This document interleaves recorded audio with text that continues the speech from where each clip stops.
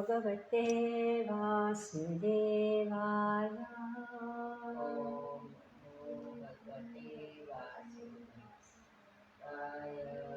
ॐ नमो भगवते वासुदेवाय।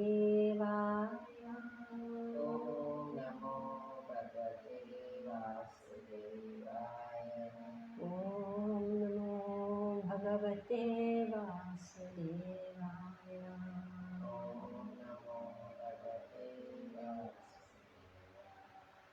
नारायणं नमस्कृत्य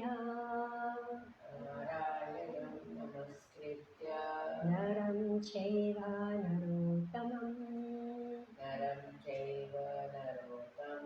देवीं सरस्वतीं व्यासं ततो जयमुदीरये। नष्टप्रायेषु भद्रेषु नित्यं भागवत सेवया भगवती उत्तमा श्लोके भक्तिर्भवती नैष्टिकी। ॐ ज्ञानातिमिरान्धस्य ज्ञानञ्जनशलाकया चक्षुरुन्मिलितं येन तस्मै श्रीगुरुवे नमः। श्रीचैतन्यमनोभीष्टं स्थापितं येन भूतले स्वयं रूपा कदा मह्यं ददाति स्वापदान्तिकम्। वन्देऽहं श्रीगुरो श्रीयुतपदकमलं श्रीगुरो वैष्णवांश्च श्रीरूपं साग्रजातं सहगना रघुनाथान्वितं तं सजीवं साद्वैतं सावधूतं परिजनसहितं कृष्णचैतन्यदेवं Shri Radha कृष्णपदान् सहगना Lalita श्रीविशाखान्वितंश्च।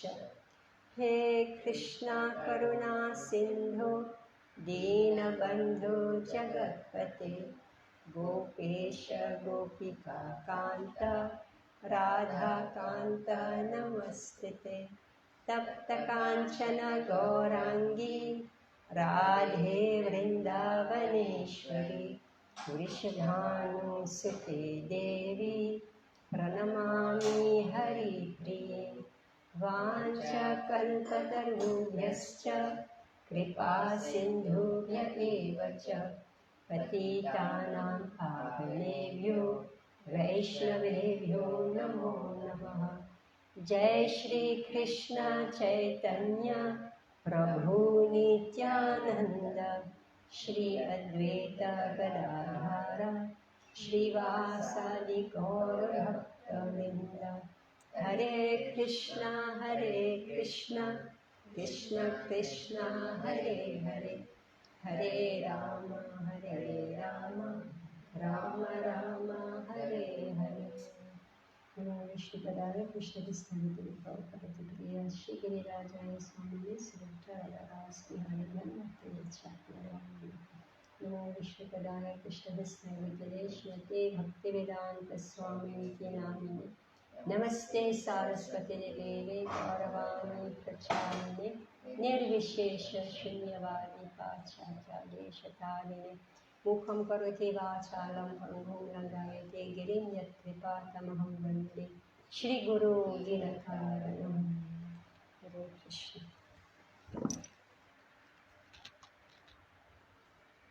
So we are reading from Bhagavad Gita, chapter 6, and we are on text 29. All right, Anushka, just tell me what have you read and understood from Bhagavad Gita?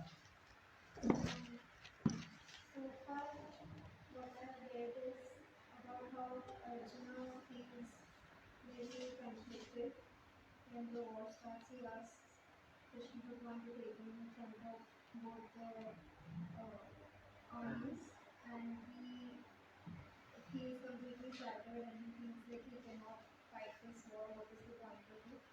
It's because at the end of it, his family would not be alive, and so he is complaining in a way to Sri Krishna that what is the point of all of this? And then he explains to him how it is about him, it's his duty, and he should detach from the actual fight itself, because the soul is, it's not about it, it's bigger than him, and the soul cannot be destroyed basically. It goes on and on, like there is no end to the soul. And so how he should detach from his actions and see the bigger role of what is actually happening. That's kind of what I Yeah. mean. What is that bigger role? It is to make things right, whatever the karmas that have happened so far, where things have gone wrong, to set them right. He needs to follow his duty of being a Kshatriya and fight. And that is what he's trying to explain to him, that his dharma comes before his own personal feelings. Yeah, and what is his dharma?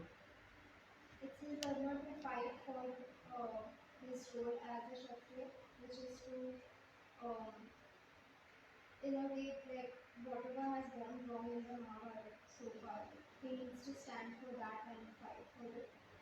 Um, yeah, I think that's what What is the meaning of Kshatriya? See, people are fighting everywhere, right? yeah. What is a Kshatriya? Kshatriya's main role is to be a soldier and fight for his kingdom. Like he needs to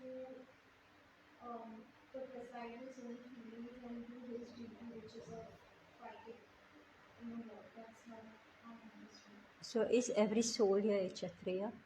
Like right now, the whole world is fighting, right? Are they Kshatriyas? No. Why? So what's the difference?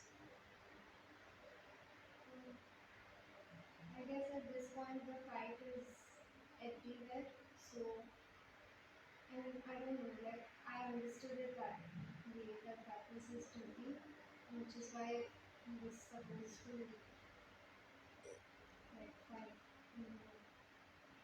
Yeah. So who's a Kshatriya? What is a Kshatriya? Mataji struck me word and priority used to protect. So Kshatriya is like killing or hurting bad people just to protect the good citizens, innocent citizens. So they are not killing for some other purpose. They're killing for protection of dharma.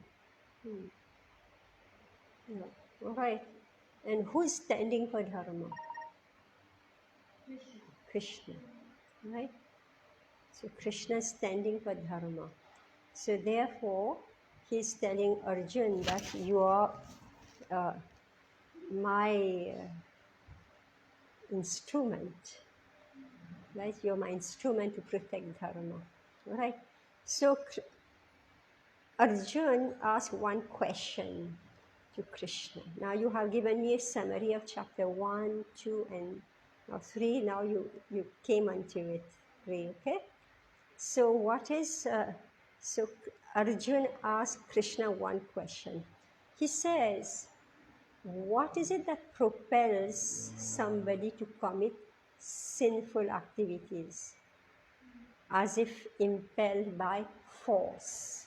He doesn't want to commit sinful activities, but he's forced, like he's impelled to commit it.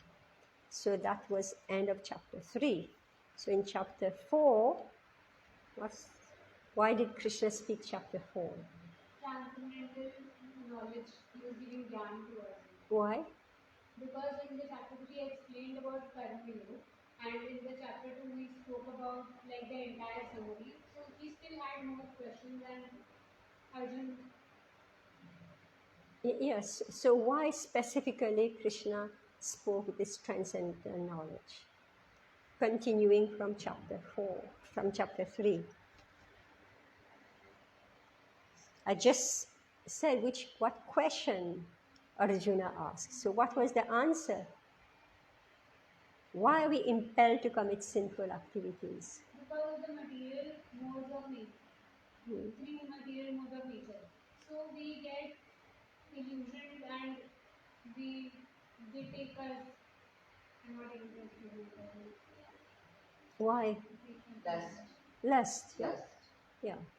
Because, Doesn't want to, but certain force inside that makes a person. yes, kama, right? Yeah. Yeah. Kama esha, krodha esha, right? Rajoguna samudbhavaha. This rajogun awaken this kama and krodha in our hearts, and therefore we do wrong things, right? So what should we do? Knowledge. We should have, yeah. And why knowledge? We should kill that lust from that knowledge. Like which arises. Yeah. So we should control the mind, we should control the senses, the mind, the intelligence. How? With the higher self, right? So we have to make the higher self stronger. How will the higher self become stronger? By knowledge, right? Like all of us, we have come, you want to know, right? I mean, everybody, whoever was struggling with some issues, if they come and sit in Bhagavad Gita class and they have Sangha, right? They come out of it, right? They are able to resist. So then in chapter 5, Krishna will describe the symptom of somebody who has transcended the gunas. So how does he live in this world? Because we are still in this world. So how does he live in this world? How does he speak? How does he think? Chapter 5. And then Krishna ends chapter 5 by describing the method by which we can achieve this transcendental position. And he said this is by Dhyana Yoga. So chapter 6 is describing Dhyana Yoga. Dhyana Yoga, actually, Dhyan is one part of which yoga system? Ashtanga Yoga, alright? What is the meaning of Ashtanga Yoga? 8 types of ways to perfection. 8 ways? Like Ashtanga. Anga means part. So this yoga system has 8 parts, 8 stages, right? Starting with Yam, yeah. Ramayana, Asana. Asana first, then pranayam, then pratyahar, dharana, dhyana, samadhi. So we have already discussed all this. Okay? Krishna systematically he discusses all this.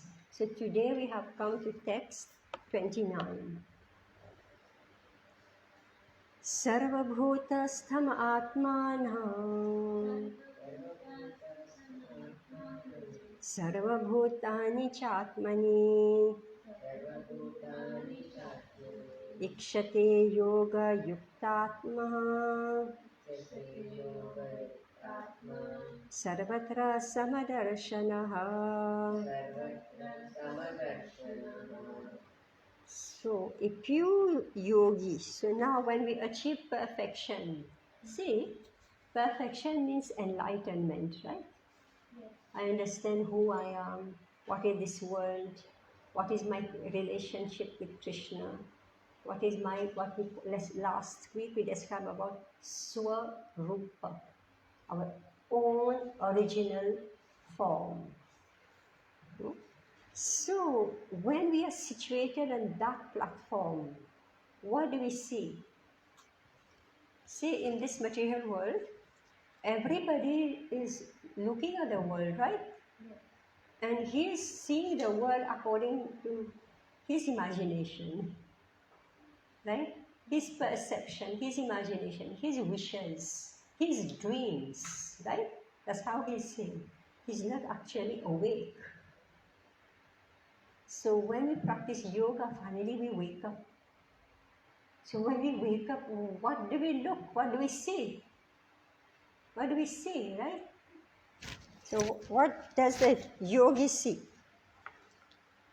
Sarvabhutastham atmanam sarvabhutani chatmani ikshate. Ikshate meaning, the iksh means eyes, right? Right? Ikshate yoga yuktatma sarvatra, everywhere samadarshanaha. So he has an equal vision. A true yogi observes me in all beings and also sees every being in me. Yes. Indeed, the self-realized person sees me, the same Supreme Lord, everywhere. All right? Purport. A Krishna-conscious yogi is the perfect seer. See. Now, see, I'm using the same word, see, right? Meaning that the purpose of knowledge is what? The purpose of knowledge. To see. Right? We just recited Om Jnana Timirandasya Jnananjana Shalakaya Chakshurulmilitam Yena Tasmai Shri Guruve Namaha. Our Guru, our teachers, what are they doing? They're opening the eyes. So it's an ikshate. So meaning that as a practicing yogi, your eyes started to open. And when you're fully yogi, then your eyes are wide open. Then what do you see? This is your enlightenment, okay? So what do you see? So he's the perfect seer. As I described before that, everybody is seeing according to his own, in modern language, they call this paradigm. Paradigm meaning, your angle of vision, according how you think, who you are. Whether if you're a mother, you will see things through the eyes of a mother. If you're a husband, you will see things through the eyes of the husband, right? Right? Why there is so much clash everywhere? Because father is thinking one way, and child is thinking another way, and they're not matching, right? Thinking meaning you're seeing. So a Krishna conscious yogi is the perfect seer because he sees Krishna, the Supreme, situated in everyone's heart as super soul. Ishvara sarvabhutanam hriddeshe arjuna tishtati. The Lord and his Paramatma feature is situated within both the heart of the dog and that of a Brahmana. That is the supreme neutrality of the Lord. The individual soul is also situated in the individual's heart, but he is not present in all hearts. That is the distinction between the individual soul and the super soul. One who is not factually in the practice of yoga cannot see so clearly. A Krishna conscious person can see Krishna in the heart of both the believer and the non-believer. In the Smriti, this is confirmed as follows. Attatvach cha matritvach cha atmahi paramo harihi. The Lord, being the source of all beings, is like the mother and the maintainer. Matrivach. As the mother, he is neutral to all different kinds of children. The Supreme Father or Mother is also. Consequently, the Super Soul is always in every living being. All right? A mother, everybody is his child, right? Whether the child is beautiful or not, whether the child is healthy or not, right? So, and he has another child who is maybe better than this one in different ways. But the mother is seeing everyone same. All right.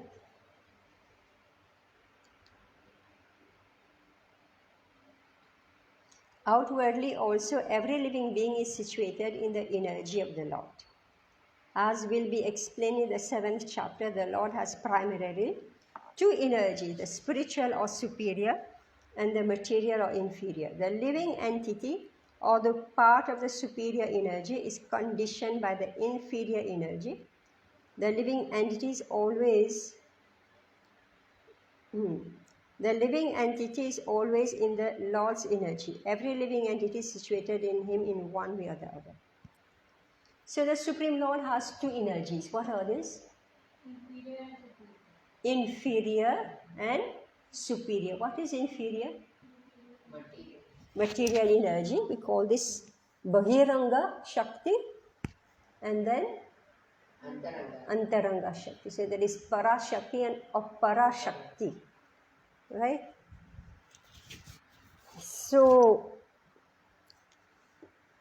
the Lord, His mother and maintainer also. So the Super Soul is neutral. He's neutral. He is not like siding with anybody. You know, everybody knows this. If two people are quarreling, right? Two people are quarreling. And then you get in between, right? You don't want people to quarrel, right? You want things to get settled, right? So, if you happen to say something in favor of the other one, what will the other one say? Yeah, you're siding with this one, right? Isn't it?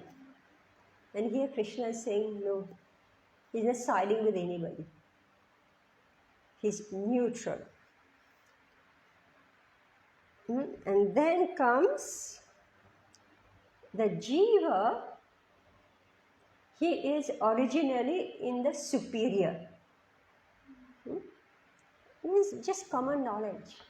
When somebody does something degrading, behave in a way which is degrading, which is low class, right?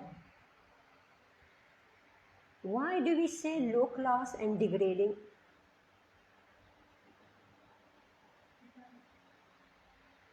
The standards that are being set, they are being way bad than the ideal scenario. We say degrading or low class because actually by nature you are superior. Alright? By nature you are superior. And you say, oh, why are you doing this? You are bringing yourself down, right? Isn't it? So by nature the soul is superior. But unfortunately by association with others, we come down. Right? The yogi sees equally because he sees that all living entities, although in different situations, according to the results of fruitive work in all circumstances, remain the servants of God. I've explained this, is it clear? The soul is superior, right? But he comes down, right? And when he comes down, he gets some karma for it, right? He's doing something that is not proper, so therefore he gets a reaction for it. So this is that's what we call the karma. So the yogi, see, Krishna and Prabhupada is opening our eyes. How will the yogi sees? Now that you understand that even when somebody is doing something wrong and bad, we don't look at that particular moment. Where do we look? At the original moment. You know? We look at the original moment, meaning he's not supposed to be this. He has capacity with him, he has potential with him to be first class. So the yogi, when he says this man is sinful, this one looks good, right? This one, he doesn't care about anything, neither this one or that one, neutral, right? So the yogi, when he looks at all classes of men, he's seeing only that karma is acting. All right? He's seeing that karma is acting and reacting. And therefore, he doesn't care whether the person is doing good or bad. Because he knows that originally the person is good, he's superior. Right? So that's why preachers, they want to bring back the goodness in the person, minimum goodness. While in the material energy, the living entity serves the material senses. So if we are completely, we just forget Krishna, right? Like right now, everybody is opening, all houses for enjoyment. They're doing their best to enjoy. So, when we are in this material world, what will we do? What will you do? You come in a place where everything is about material enjoyment. When we come in here, what do you think we are going to do? Enjoy. Yeah, we also will enjoy materially, right? If you enter a pub, what will you do there? What will you do there? You'll drink, right? Otherwise, what's your business there? This is what is being explained here. While in the material energy, the living entity serves the material senses. And while in the spiritual energy, he serves the Supreme Lord directly. So if now he gives up the pub and he enters a temple, right? Sometimes you feel so disgusted. Mangalarti, you're smelling somebody stinking of alcohol. Must have been roaming around, right? And 4:30 we open, so he's also pious. So he or she comes. It's not only men, women also stinking of alcohol, right? Girls. So they're roaming around on the beach or in all those places. So Mangalarti, so they come. Their goodness awaken. It's Mangalarti, right? In the night they were in Tamogun. So in the night they were enjoying the material senses. Early morning, so what do? Their piety is arising. So due to that piety, they know a temple is just near to their pub, right? We walk in, right? So while in the spiritual energy, he served the Supreme Lord directly. So now when he comes in, the kirtan is going on. Right? So he's hearing that kirtan and the beauty of Radha Ras Vihari. I think that Krishna chose where he wants to be. Right? Krishna chose that he wants to be here on the beach front. Literally be on the beach, right? From the beach you come into the temple. So you do all sense gratification on the beach and then you come in the temple, right? So when they come in here, that beauty, right, the beauty of Krishna attracts them. And they become pious. Right? Hopefully when they move out, they continue to be pious. So in either case, the living entity, the servant of God. So the yogi is not seeing that this man or woman or girl or boy is doing something wrong. He's saying that he's a servant of God. Right? And when he is in the material world, he's being beaten down by the energy of God. And when he comes to the temple, he's being pulled into the spiritual energy of God. Right? And because that Jeev has the potential to become elevated, therefore the temple is there to give him opportunity for elevation. Right? We hear the kirtan, somebody gave him chant one mala. Right? Somebody takes his name and phone number, says, let's be in touch. Right? Or maybe he got some prasadam. Right? Whatever it may be. So, in either case, the living entity is the servant of God. This vision of equality is perfect in a person in Krishna consciousness. So that's why the devotees don't think, oh, just see this boy, this girl, he's drunk or she's drunk, right?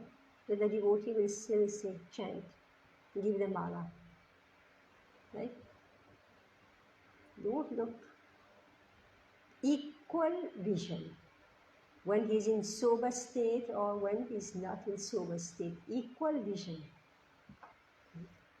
Text 30.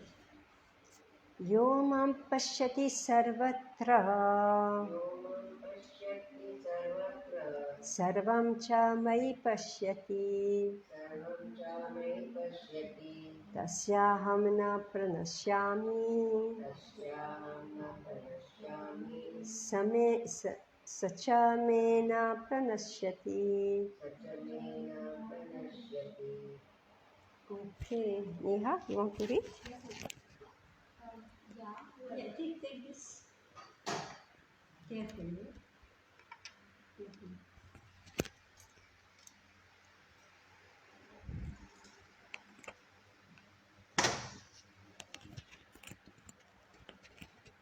यह whoever माम me pashyati sees sarvatra everywhere sarvam everything cha and mai in me pashyati sees tasya for him aham I na not pranashyami am lost sah he cha also me to me na nor pranashyati is lost. For one who sees me everywhere and sees everything in me, I am never lost, nor is he ever lost to me. Purport: a person in Krishna consciousness certainly sees Lord Krishna everywhere and he sees everything in Krishna. Such a person may appear to see all separate manifestations of the Supreme Nature, but in each and every instance he is conscious of Krishna, knowing that everything is a manifestation of Krishna's energy. Nothing can exist without Krishna, and Krishna is the Lord of everything. This is the basic principle of Krishna consciousness. Krishna consciousness is the development of love of Krishna, a position transcendental even to material liberation.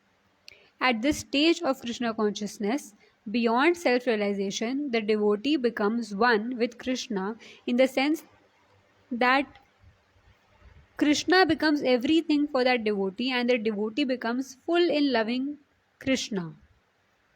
An intimate relationship between the Lord and the devotee then exists. In that stage, the living entity can never be annihilated, nor is the personality of Godhead ever out of sight of the devotee. To merge in Krishna is spiritual annihilation. A devotee takes no such risk. It is stated in the Brahma Samhita 5.38.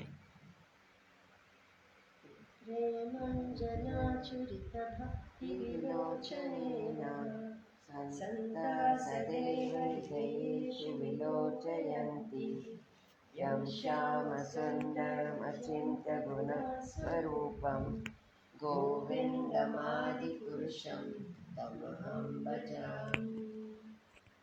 I worship the primeval Lord Govinda, who is always seen by the devotee whose eyes are anointed with the pulp of love.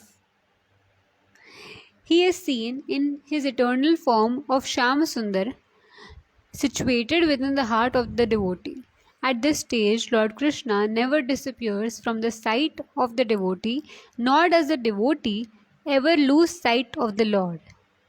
In the case of a yogi who sees the Lord as Paramatma within the heart, the same applies. Such a yogi turns into a pure devotee and cannot bear to live for a moment without seeing the Lord within himself. Okay, so now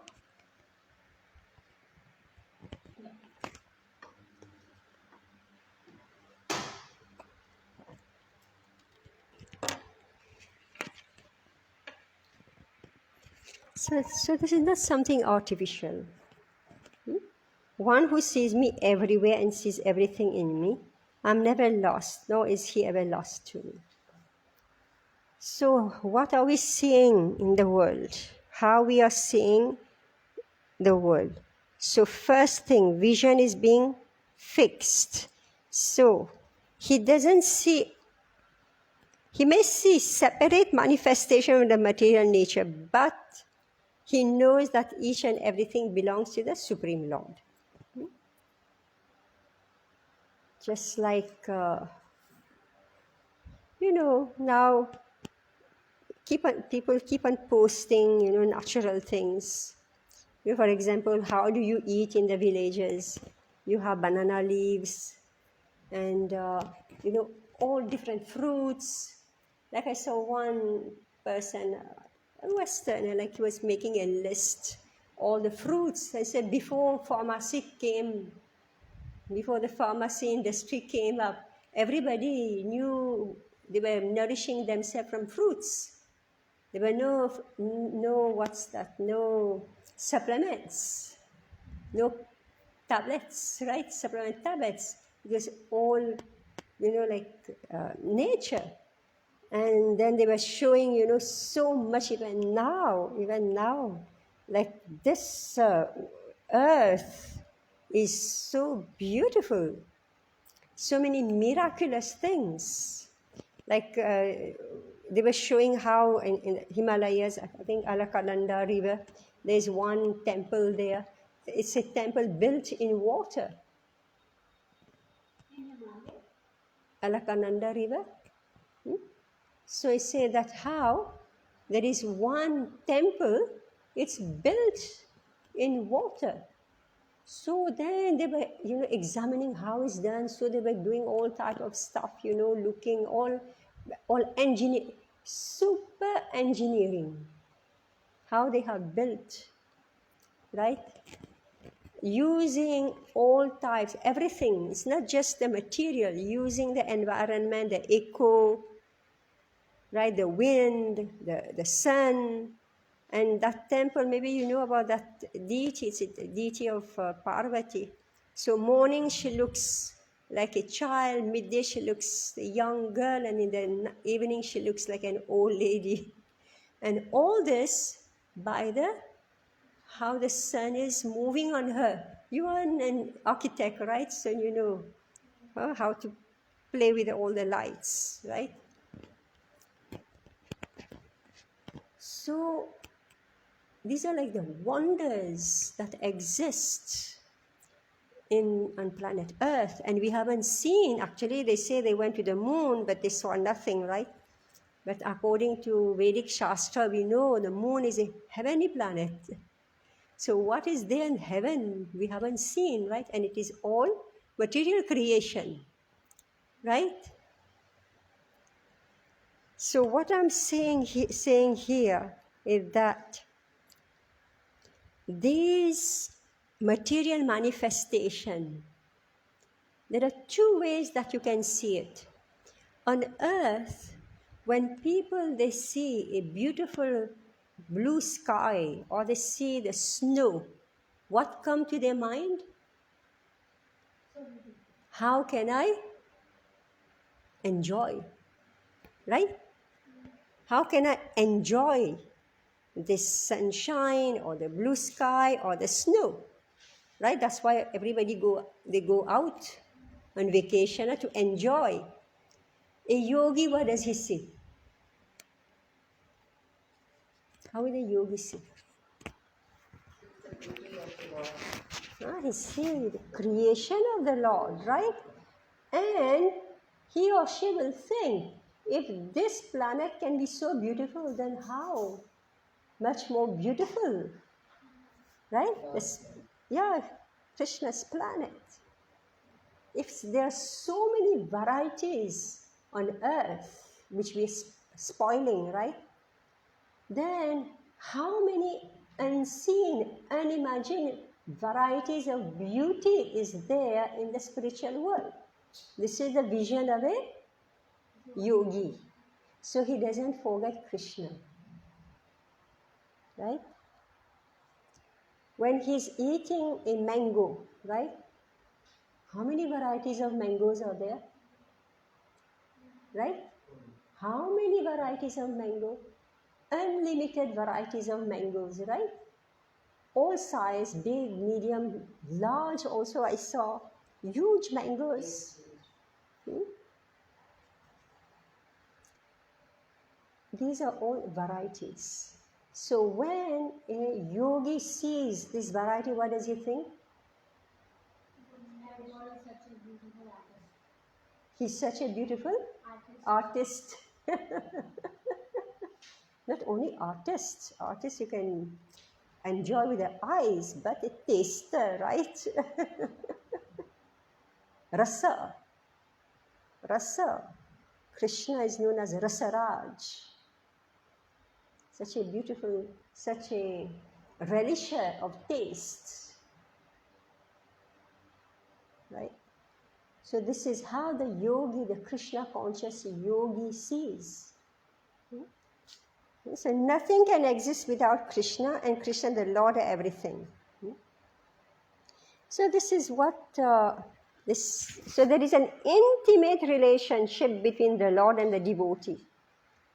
You understand how you start, when you start relating each and everything of this material world with Krishna, what happened? A sambandh is established. Right? A sambandh is established.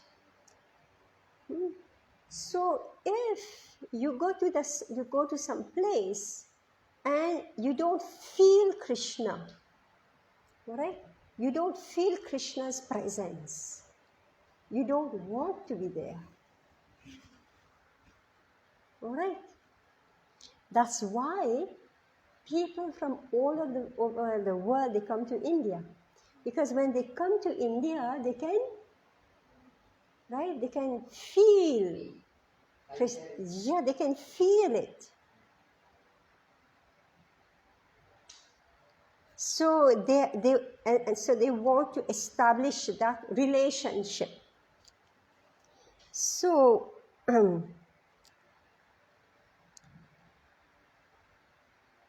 here, in that stage, the living entity can never be annihilated, nor is that person a Godhead ever out of sight of the devotee. So that yogi, why the point of annihilation is being mentioned here? Because some philosophy, what do they want?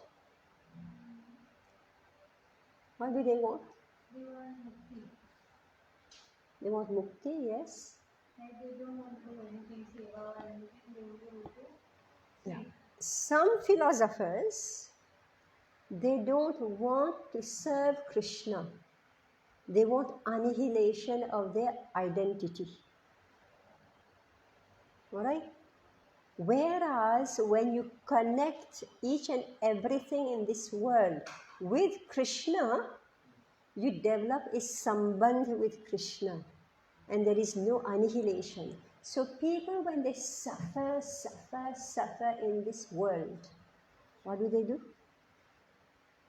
Either they do it or they don't do it. They commit suicide. Most people don't commit suicide even when they suffer, right? But some people, they commit suicide.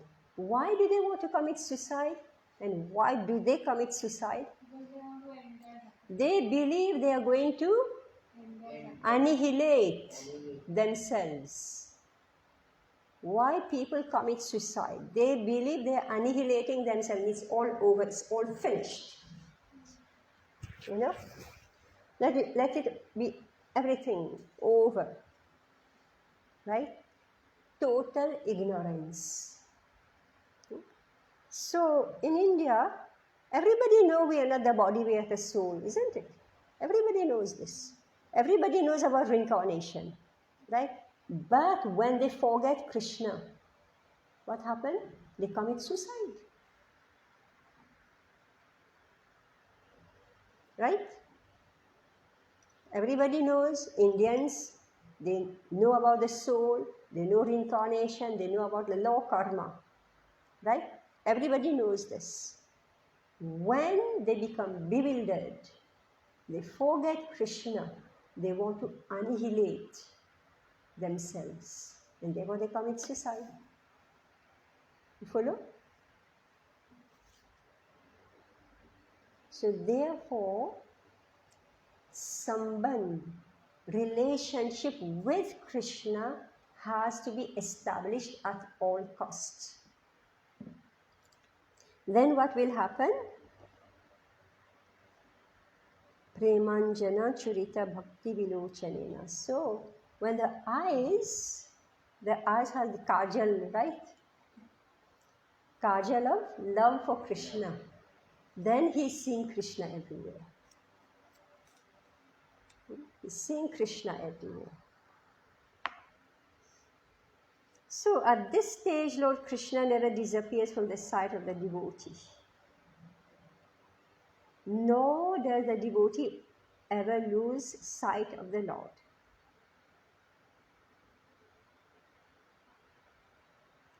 Meaning that Krishna is always looking. Alright? Krishna is always looking towards that devotee, and the devotee also, he is looking at the Lord. It is reminding me of Jagannath. His big eyes. Large eyes. Yeah. So in the case of a yogi who sees the Lord as Paramatma within the heart, the same applies. Like everybody wants to have pictures of Krishna in their homes, right? Why do they want pictures? That's right. Just to see him, right? Just to see him. I just saw one short video. So they were describing the history of paintings, you know. So I think that's quite recent history. So previously, everybody, you know, come to the temple. They come to the temple to have darshan of the deities. The Paramatma who's in your heart, he has the same deity. That's why they come to the temple. But then this person, he started making paintings of the deities. And he also applied some type of technique where he made the deities look more human features. Like you can see the Goswami's deities, they look different from the way our deities are now. Our deities are like more human, right? But the Goswami's deities, right? You've seen Madan Mohanji, Govind Dev Ji, Gopinathji, right? Radharaman, right? So they don't look human. Now our deities look more human, right? Human face. So this person was describing how he made the paintings look more human, all right? And not only that, now see, these are like original painting, meaning somebody's painting, meaning that you will find them only in special places, right? Only one piece will be there. But that person, he started printing his painting. The printing machine came into existence. He started printing the painting, and then it entered every home. Entered every home. You know, Krishna knows when to do what. When he knows that people will no longer come to temples, be too lazy to come to temples, right? Once a while they'll come, once in a festival or once a week, right? So Krishna distributed himself like Paramatma, right? He distributed himself, he made himself available in every home so that we don't forget him. And he used one person. Right? Anyway, this is the history of the world. Text 31. Sarva bhuta सर्वभूत स्थितं यो मां सर्वभूतास्थितं यो मां भजत्येकात्वम् आस्थितः भजते एकात्मम् अस्तुतः सर्वथा वर्तमानोऽपि सर्वथा वर्तमानोऽपि स योगी मयि वर्तते. योगी मयि वर्तते. Such a yogi who engages in the worshipful service of the Super Soul, knowing that I and the Super Soul are one, remains always in me in all circumstances. Like I just described to you, right, how Paramatma got distributed in everybody's house, right? So who we are seeing the form of Vishnu, we are seeing the form of Krishna, right? So here Krishna is saying, this Vishnu is me, right? Right? This Vishnu and Krishna is this one only. This Vishnu is me, Krishna. A yogi who is practicing meditation on the Super Soul sees within himself the plenary portion of Krishna as Vishnu, with 4 hands holding conch shell, wheel, club and lotus flower. Shankha, Chakra, Gada, Padma. The yogi should know that Vishnu is not different from Krishna. Krishna in this form of Super Soul is situated in everyone's heart. Furthermore, there is no difference between the innumerable Super Souls present in the innumerable hearts of living entities. I just gave you an example. What example did I give? That Krishna distributed Yes, and how did he do it? by launching the printing. Paintings and All right. everything. Same, okay? It's the same. It's amazing, right? Same. Original and then got printed. And it's one only. So if I come there, oh yeah, I also have this. Right? Like Radha Ras Bihari is in everybody's home. You go anywhere in the world, Radha Ras Bihari is so famous. You go anywhere in the world, you don't know in whose house you'll find Radha Ras Bihari. You go to Vrindavan. Vrindavan is so famous, right? Krishna is everywhere. Somewhere you will find Radha Ras Bihari. Right? So, furthermore, there is no difference between the innumerable super souls present in the innumerable hearts of living entities. Nor is there a difference between a Krishna conscious person, always engaged in the transcendental loving service of Krishna, and a perfect yogi engaged in meditation in the super soul. So the yogi is only sitting and contemplating, right? And he has managed to control his mind so that his mind doesn't flicker and go somewhere else. So he just managed to align himself, his thought on Krishna, his total alignment. And if by ill luck, like there is any wave in the mind that he may lose, like, you're watching and you look away, right? You lose the sight in front of you, right? So this poor yogi, he's at that risk. If his mind, his attention flickers, he can look away. A devotee, what is he doing? Wherever he is looking, he sees. Yeah, why? What is the devotee doing? He's seeing him in everything. We read it now. What is the devotee doing? He's doing service. I'll explain the difference. The yogi, it's like you have a telescope. You manage to, zoom it in such a way that everything is aligned, you're seeing, right? And if by luck, you just move it, it becomes blurred, right? Meaning it has to be, it's only one, right? The devotee, what is he doing? What is she doing? There are innumerable varieties of service that you can do, right? Meaning that if you are tired of one, you do the other one. You're tired of this, you do the other one. You do, but everything is only Krishna. Meaning that your focus is not changed.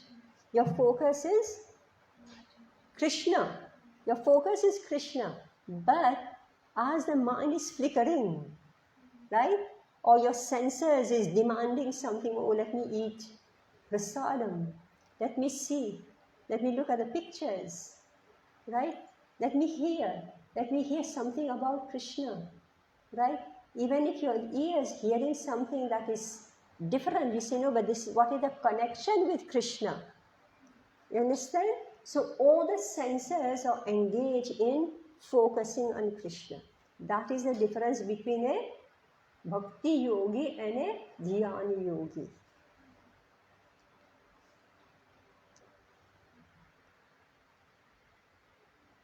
Yeah, the yogi in Krishna consciousness, even though he may be engaged in various activities while in material existence, remains always situated in Krishna. I've just explained that. Understood that? This is confirmed in Bhakti Rasamrita Sindhu 1.2.187 of Srila Rupa Goswami. Nikhilas vapi avasthashu jivan mukta sa uchate. A devotee of the Lord always acting in Krishna consciousness is automatically liberated. Alright? Is automatically liberated. Why? Why is he automatically liberated? Sees Krishna in everything.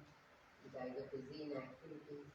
Yeah, because with each and everything that he's doing, he's saying Krishna.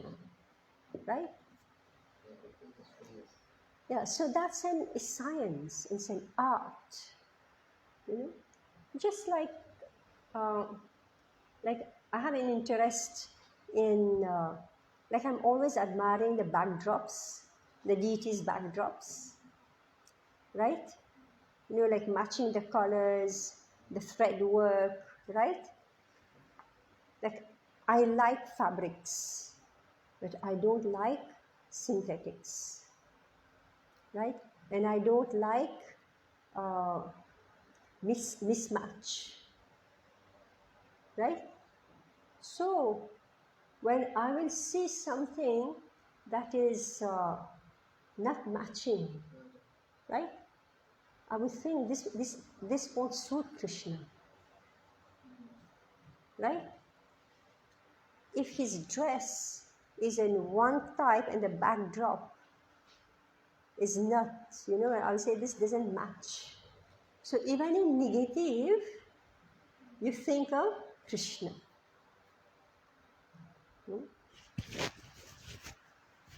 So Nikhilas vapi avasthashu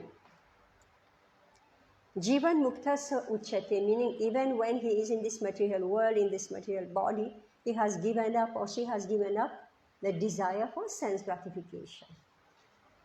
In the Narad Pancharatra, this is confirmed in this way.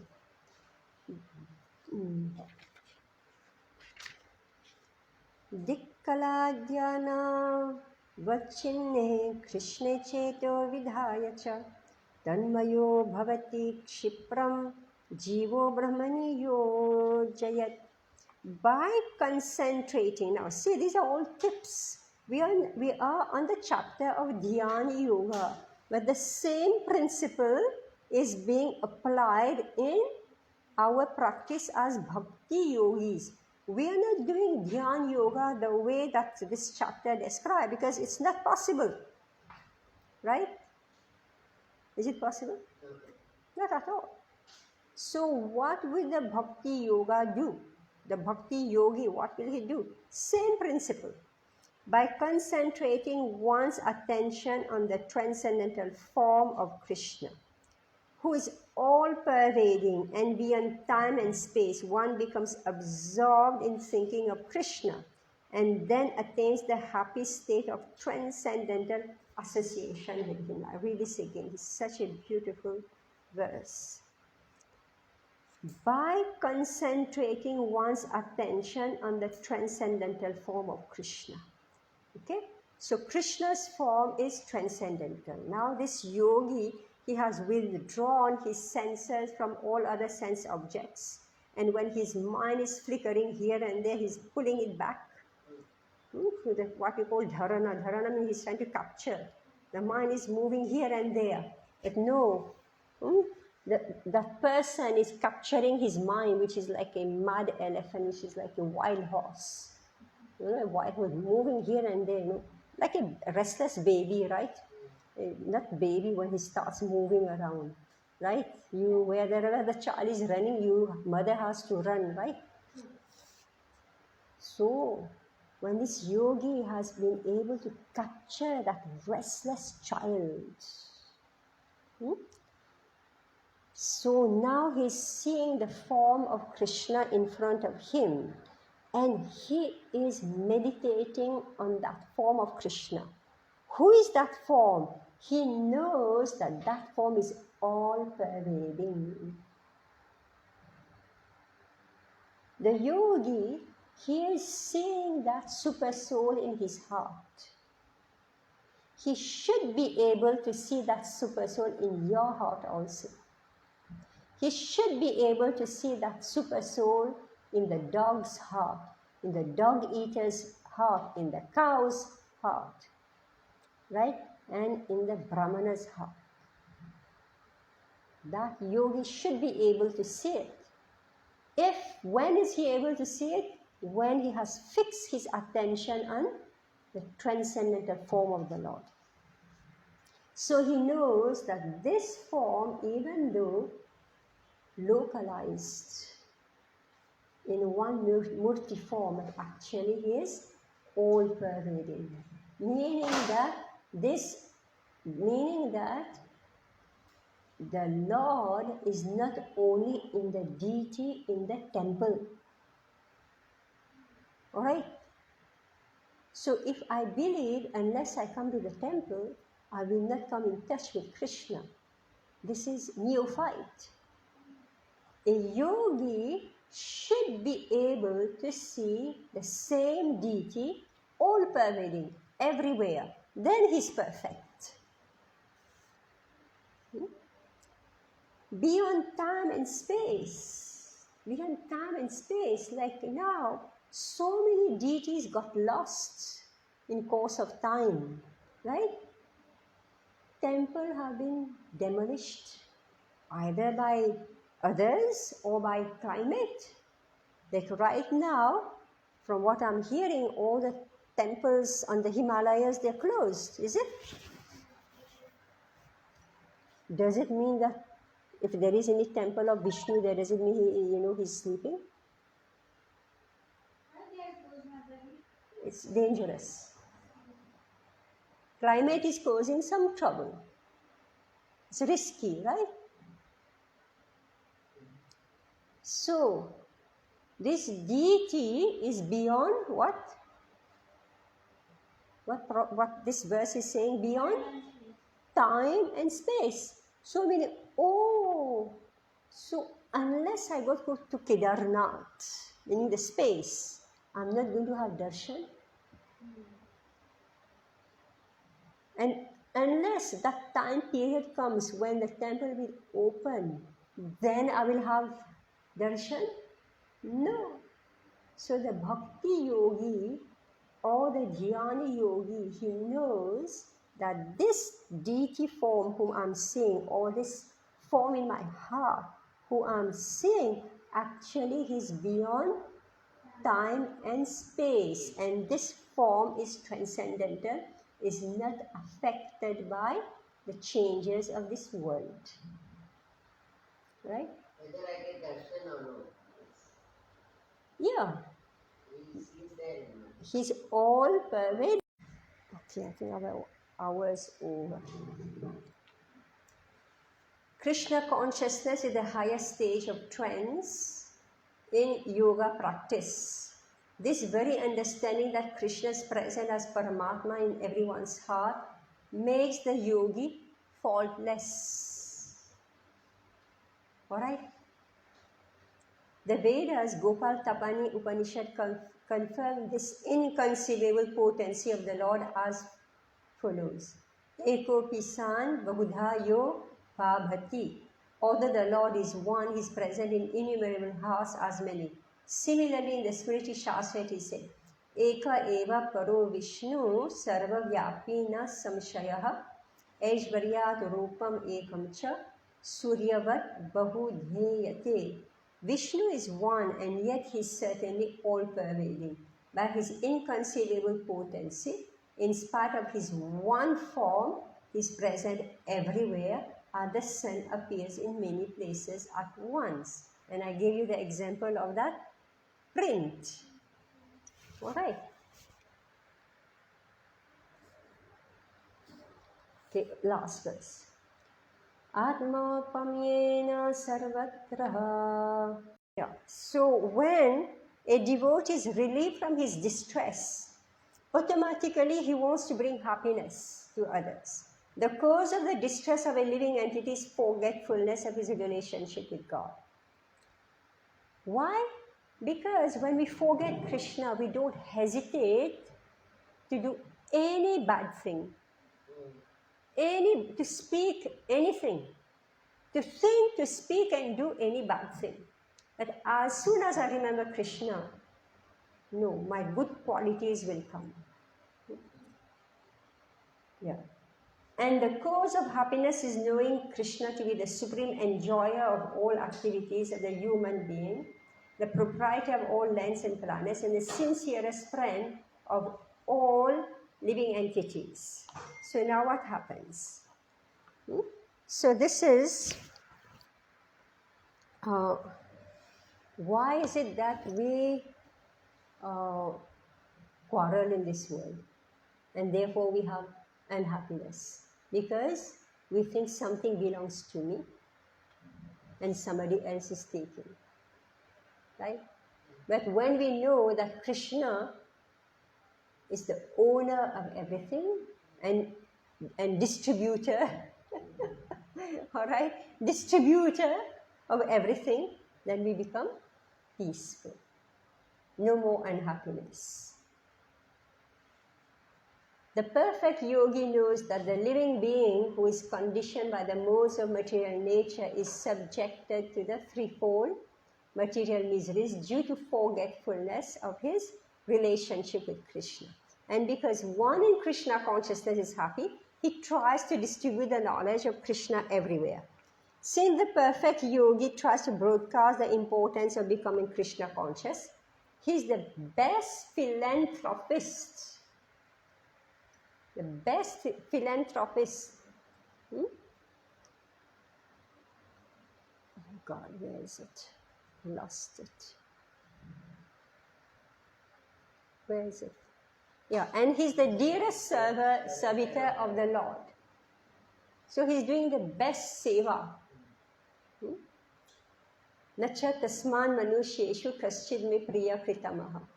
Bhagavad Gita 18.69. In other words, a devotee of the Lord always looks to the welfare of all living entities. And in this way, he's factually the friend of everyone. He's the best yogi because he doesn't desire perfection in yoga for his personal benefit, but tries for others also.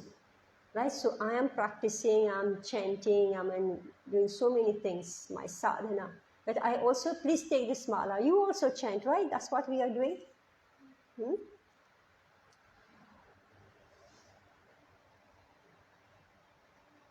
He does not envy his fellow living entities. This is a symptom of a yogi. You cannot be envious of others and give them Krishna consciousness. If you are envious of others, you cannot give them Krishna consciousness. Here is a contrast between a pure devotee of the Lord and a yogi interested only in his personal elevation. The yogi who has withdrawn to a secluded place in order to meditate perfectly may not be as perfect as a devotee who is trying his best to turn every man towards Krishna consciousness. So better to stay in the cities, stay in society, and give Krishna consciousness to others so that they also can become elevated. Whereas the yogis who are sitting in caves, etc., they're doing only for themselves. All right. So that was interesting, important. Mataji, I have a question. Yes. Mataji, here it is saying that he is the perfect yogi who by comparison to his own Mm. self. So comparison to his own self, he means that he sees in himself also and in everybody also by that. Yeah, meaning that he is conscious of his own happiness and distress. This is what it means here. The word uses opanyana. Opamyena. Mataji, but here they haven't explained much about this in this slope. Sorry? In the purport, Mataji, in both happiness and distress, here it is meaning He is conscious of he's conscious of his happiness and distress. All right? So when he's conscious of his happiness and distress, he can understand somebody else's happiness and distress. Mataji, what does being conscious of your happiness and distress mean? Meaning when you suffer, right? When you suffer, you know how it feels to suffer, right? Not eating bread or something. You know how it feels, right? So when you see somebody else sick, immediately don't you say, please take this, go to this doctor, go to that doctor. So it means being empathetic. Yeah, yes, right? So only yogis can do this, right? If it's your enemy, you won't tell, right? Yes, okay. Isn't it? Yogis, friend or enemy, will tell.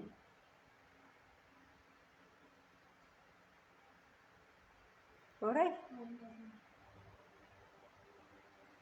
Yeah, so one who is Krishna conscious is a perfect yogi. He's aware of everyone's happiness and distress by dint of his own personal experience. You know, famous example, I mean, everybody knows this, but famous example is Draupadi, right?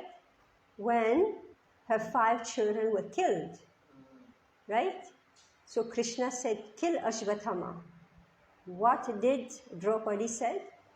That he is the Did only he say? son. He is the only son of the Gurumara, so I would not want to give the same fate to him.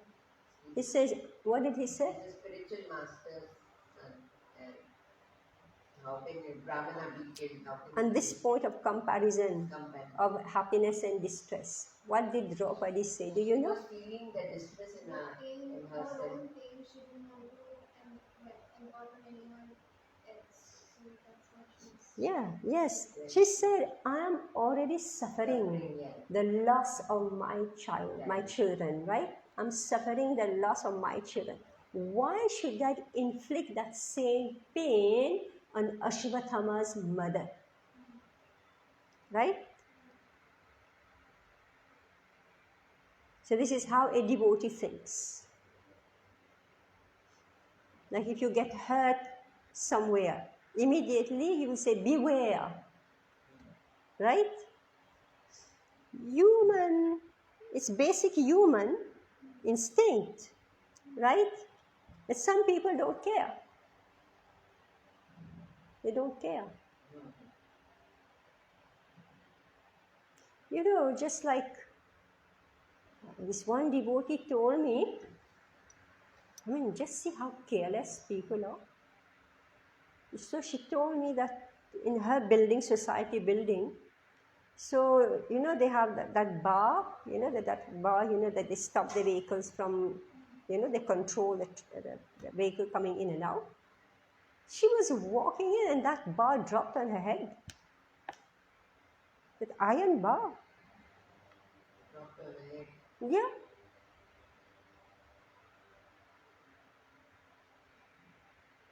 Why would something like this happen? No, I'm just asking, why would something like this happen? Because the people who are in charge do not feel the distress of others. Therefore, they are careless. They are careless.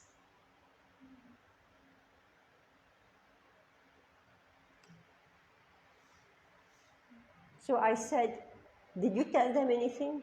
Mataji, what will I say? They haan jod kar ask for forgiveness. Sorry, sorry, sorry.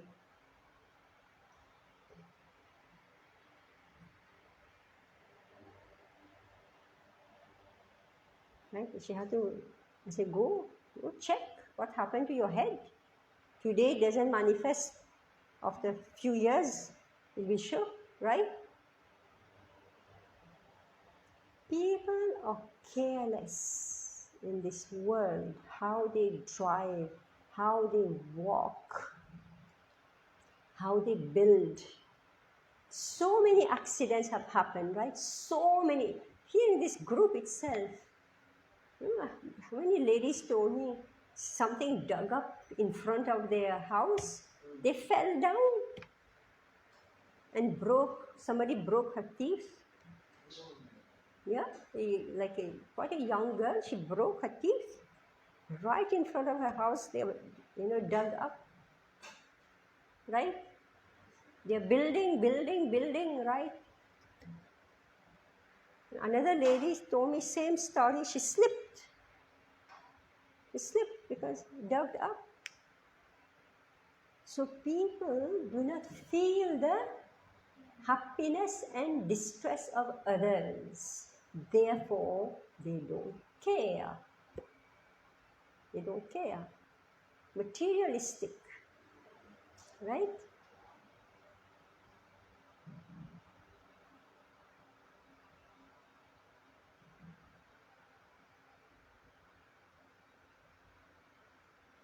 So,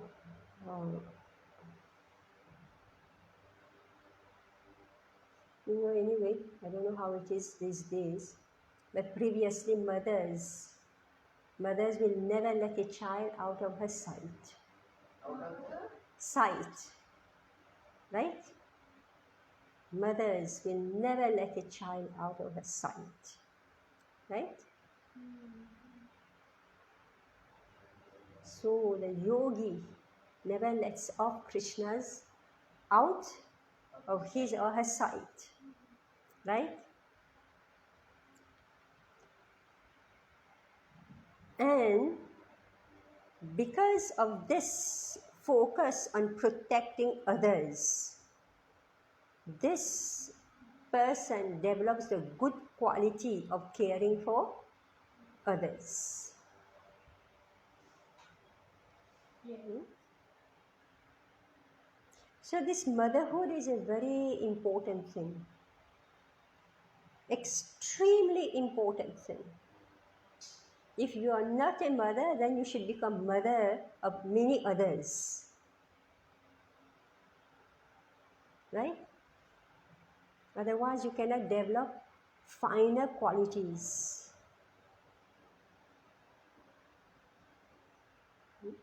So Prabhupada explained that the best is to give Krishna consciousness to others. Right? All right, thank you, Hare Krishna. Mataji, my real Dua, so there's one girl in her family who has just given birth and she makes the baby sleep in separate room with the nanny because her sleep get disturbed. And that girl who's given birth now, her nanny is in ISKCON in Vrindavan. Like how you are, Mataji, her nanny is like that. And she is not taking so much care of the child. She has given away the child. Every day sleeps with nanny. And where does she live? She lives Girl. with her husband in the room. And he sleeps in separate room. The child. Yeah. But Mataji, this is Western culture, na? Like Yashoda Maya used to make Krishna sleep with him only. Anyway, that's why I was saying today, now, the sense of motherhood is not sufficiently awakened. See, Krishna has given every jeev one opportunity to develop their Krishna consciousness. Right? Every species, and every section in life, given everybody an opportunity to develop this Krishna consciousness. So, this, when motherhood has been given to the woman, it is for a purpose. It is to become Krishna conscious. Right? So many things that you have to do for a child is exactly same like taking care of Krishna, isn't it? Isn't it? You have to wake up Krishna, you have to bathe Krishna, you have to dress him, you have to feed him, you have to be on time to make sure, right, that he's not hungry. You don't want to leave him alone, right? You will see, is he cold, is he hot? What dress I should make him wear, right? So this baby is that Krishna is same. You become Krishna conscious by practicing on your baby how to serve. Right?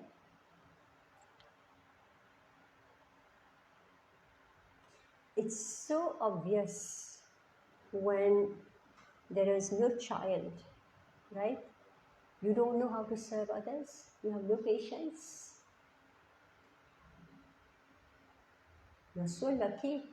You're surrounded by many. You're serving your whole life, right? You have served others. So it replaced, no? So either you have your own child or you're serving others. So if somehow you don't have your own child, then you should serve others. Right? And there is so much pleasure in giving, so much pleasure.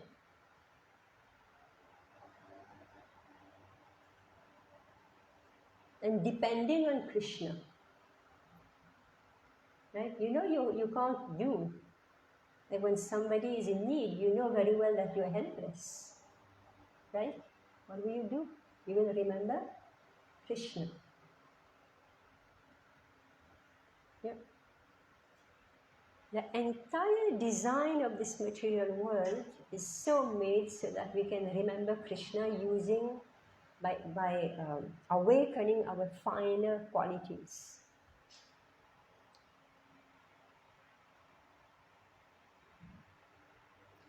Everything has a purpose.